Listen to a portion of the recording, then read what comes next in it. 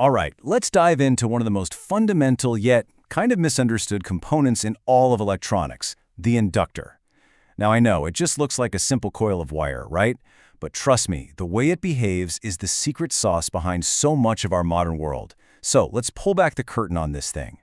So, in the world of basic electronics, you've kind of got these three musketeers: the resistor, the capacitor, and the inductor. Now, resistors and capacitors, they're pretty straightforward. We get them. They make sense. But the inductor? Yeah, it's always been the mysterious one, you know? The one that's a little less intuitive. What is it even doing in a circuit? Well, to figure that out, I've got a question for you, and it's going to sound a little weird at first. What on earth does a massive, heavy water turbine have to do with the tiny little charger for your phone? Stick with me here, because believe it or not, the answer to that question is the key to unlocking this whole mystery. Okay, so let's build ourselves a mental model. We're going to completely forget about electricity for just a minute. Seriously, let's just focus on the simple, physical, real-world properties of a big, heavy water turbine. So just picture this thing in a giant pipe. When you first crank open the valve and water starts to flow, that heavy turbine fights back. It's got all this mass, right? So the water starts moving kind of slowly. But once it gets up to speed, the turbine is just spinning along freely, not really bothering the water at all. But here is the really cool part. When you slam the water shut, that turbine's momentum, its built-up energy, keeps it spinning, and it actually pushes the water forward for a split second after the supply is cut off. So this whole behavior, resisting the start and resisting the stop, is a perfect real-world example of a fundamental concept in physics: inertia. It's just the tendency of any object to fight against a change in its motion. That right there is the key idea. Hold on to that. Okay, you with me? We've got that mechanical inertia of the turbine locked in our brains. Now, let's connect that idea back to the world of electronics, because this is the aha moment. And boom, here's the direct translation. In our water system, the pump is like the battery. The water flowing is like the electric current. A narrow pipe that slows things down, that's a resistor. And our heavy, change-hating turbine, that is our inductor. It gives a circuit the exact same property that the turbine gave the water pipe: inertia. So this brings us to the single most important rule you need to know. If you remember literally one thing from all of this, make it this: the current flowing through an inductor cannot change instantly. It just can't. It can't jump from 0 to max in no time, and it can't slam on the brakes and drop to 0 in a split second. It has electrical inertia. Okay, so we know what it does, right? It's like a heavy flywheel for electricity. But how? How does a simple coil of wire get this incredible power to fight back against change? Well, the answer is just beautiful physics.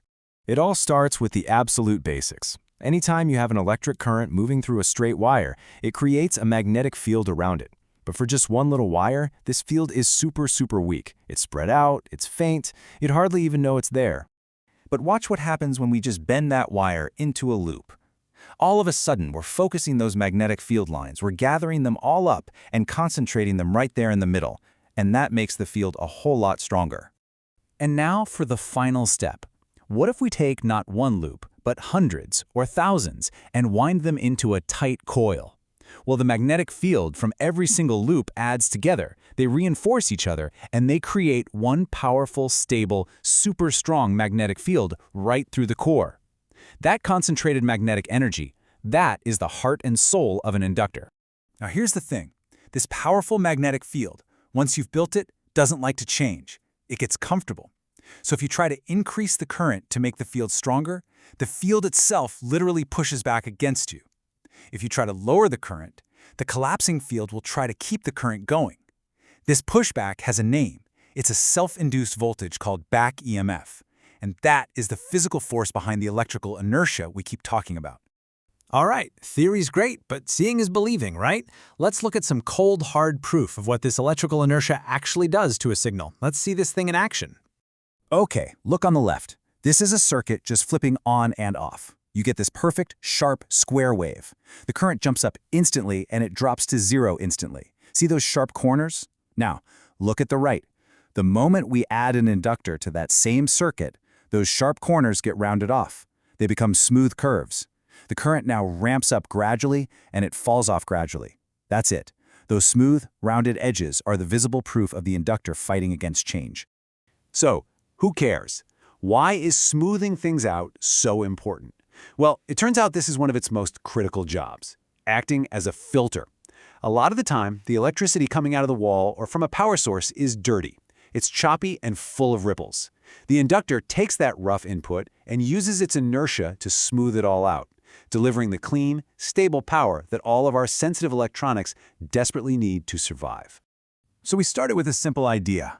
We saw a practical use. But now let's zoom all the way out and see just how huge the impact of this simple coil of wire actually is on our world. It's kind of mind-blowing. And I'm not exaggerating when I say inductors are everywhere. They're in the power supply of the computer you're watching this on. They're the absolute heart of every single electric motor. They're in those giant transformers you see on power lines. But it gets bigger. They're in hospital MRI machines, in maglev trains that literally float on magnetism, and even, get this, in tokamak fusion reactors, which are our attempt to build a tiny star right here on Earth. It's pretty amazing, isn't it? That the simple act of coiling a wire, an idea that starts with a water turbine analogy, leads us to world-changing technology. From the charger in your pocket to the quest for limitless clean energy, it all boils down to that one fundamental principle: electrical inertia. It really makes you wonder, what's next? What will this incredible property of our universe let us build tomorrow?